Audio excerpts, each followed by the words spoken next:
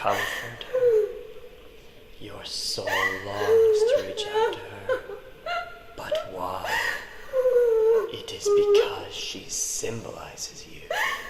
All of your pain, your sorrow, depression and fear, all of your hate, your jealousy, your longing for violence.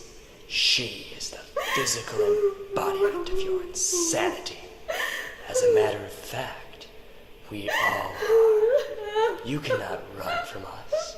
There is no nook, cranny, or hole in the earth in which you can hide from me, from her, or from any of us.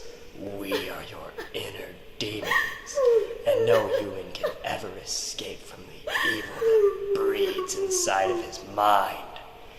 You are helpless to our power. You can only watch as we eat your sanity away.